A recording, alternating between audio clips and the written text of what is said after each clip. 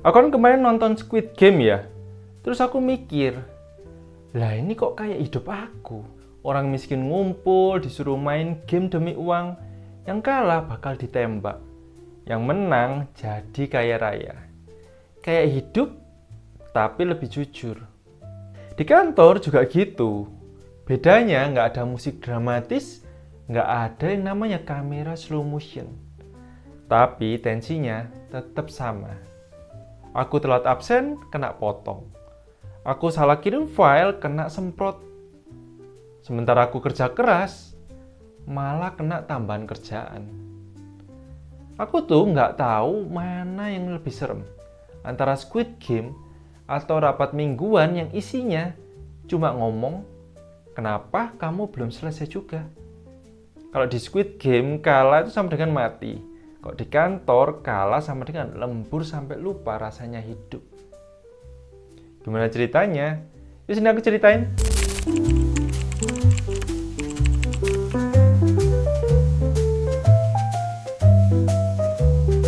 Nah, kamu tahu kan permainan pertama di Squid Game, lampu merah, lampu hijau? Yang ada boneka dajalnya terus ngomong, "Mugung wako cipip semnida." Terus kepalanya muter kayak gasing itu. Kelihatannya gamenya itu simple kan? Tapi bikin panik. Di kantor juga ada versi yang nggak kalah bikin deg-degan. Salah gerak, bakal ditembak. Kalau di kantor yang jadi boneka dajalnya nih, mesin absen. Salah absen, gaji dipotong. Telat semenit, dipotong. Mesin error, ya tetap dipotong. Mesin absen itu kayak robot yang nggak punya empati. Dia tuh nggak peduli kamu tuh kehujanan, kejebak macet, atau bahkan keselengkat emak-emak yang naik motor di jalan. Pokoknya kalau lewat jam 8, ya kamu salah. Aku pernah nih, nyampe kantor jam 7.58. Tapi gara-gara antrian absen, baru absennya bisa jam 8 lebih 1 menit. Dan tahu apa yang terjadi? Ya potong gaji. Rasanya nggak cuma sakit di slip gaji, tapi juga di harga diri. Lucunya kalau bos telat 2 jam, kita disuruh maklum. Tapi kalau kita telat 2 menit, malah langsung dimarahin sama sistem. Kadang aku mikir, mungkin mesin absen itu bukan alat presensi, tapi alat buat nguji iman dan kesabaran para pekerja. Setelah lolos dari mesin absen, jangan senang dulu. Karena permainan berikutnya bisa bikin mental ikut pecah, yaitu permainan dalgona. Permainan dalgona itu udah kayak hidup aku. Harus sabar, pelan, hati-hati, tapi waktunya mepet. Salah gerak dikit, langsung pecah. Di kantor itu kayak proyek dadakan. Jam 4 sore tiba-tiba aku disuruh bikin laporan 10 halaman. Dibilangnya, gampang kok, tinggal kamu aja yang ngerjain. Lah pak, aku kan bukan cenayang ya. Aku ini manusia. Manusia yang gajinya masih kalah sama harga skincare istri bos. Dan lucunya, kalau hasilnya bagus, bos malah bilang, lain kali kerjanya lebih awal ya. Lah pak, yang ngasih tugas siapa? Yang buru-buru siapa? Yang disalahin malah siapa? Kadang aku malah pengen bilang, Pak, saya tuh bukan motong dalgona pakai jarum, tapi motong waktu hidup saya buat kerjaan yang bahkan bukan punya saya. Tapi jangan lupa ada satu lagi permainan yang muncul di Squid Game. Tarik tambang. Tapi kalau versi kantor, hadiahnya bukan uang, melainkan gelar karyawan teladan. Di Squid Game, tarik tambang tuh lomba fisik ya. Siapa yang kuat, dia pasti menang. Sementara di kantor, tarik tambangnya beda. Yang ditarik itu bukan tali, tapi perhatiannya bos. Setiap akhir tahun di kantorku bikin penghargaan yang namanya karyawan teladan. Kirain yang dinilai itu produktivitas. Ternyata yang dinilai itu siapa yang paling sering bilang, wah bapak hari ini kelihatan lebih seger ya. Ada satu momen yang aku gak akan lupa. Kita semua kerja keras kayak setan, pulang malam tiap hari. Tapi yang menang karyawan teladan malah orang yang kerjanya biasa aja, tapi tiap hari rajin update story Instagram lagi ngopi bareng bos.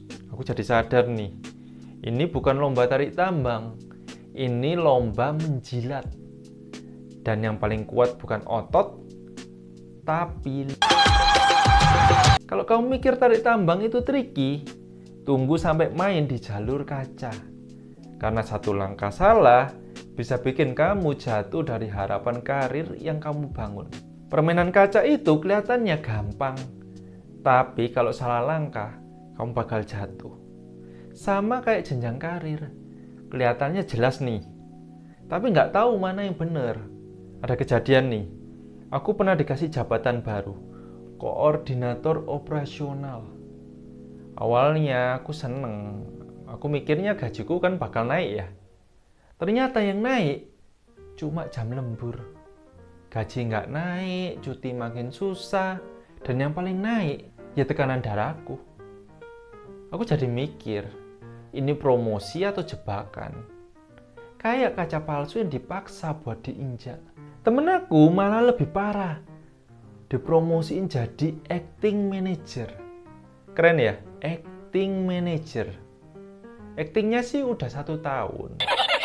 Tapi kontraknya belum juga jadi.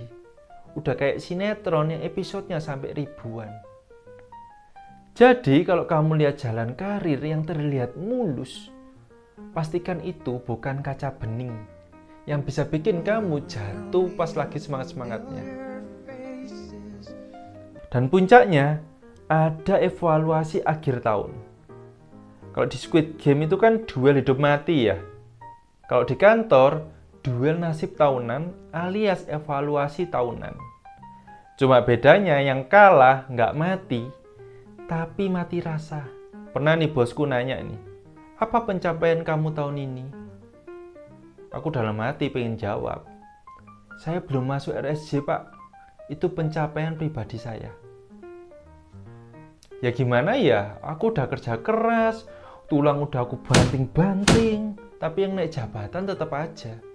Bukan yang kerja paling keras, tapi yang kerja paling halus, alias menjilat. Pernah nih, aku bantu 3 divisi sekaligus. Aku gak pernah ngeluh, tapi tetap aja gak dilirik. Memang aku kurang seksi apa? Tapi ini ada satu orang yang kerjaannya bawa makanan kesukaan bos seminggu 2 kali. Dia langsung dipanggil meeting 4 mata. Hasilnya, dia langsung jadi supervisor. Kayaknya di kantor aku, pencapaian itu bukan soal hasil kerja, tapi soal siapa yang berhasil bikin bos ketawa, meskipun cuma karena jokes bapak-bapak dari TikTok. Tapi semua itu bikin aku sadar, kantor itu bukan tempat berkompetisi doang, tapi tempat belajar bertahan. Dan bertahan, kadang justru hal yang paling berat. Di Squid Game tuh yang menang dapat uang banyak, yang kalah ya tamat. Sementara dunia nyata beda. Yang menang dapat kerjaan lebih banyak, yang kalah malah dikasih motivasi. Pernah nih aku gagal capai target, terus dia bilangi bosku kayak gini, kamu sepertinya kurang berusaha. Ayo kamu lebih berusaha lagi, kamu pasti bisa. Lah pak, aku tuh udah usaha, tapi targetnya yang nendang akal sehat.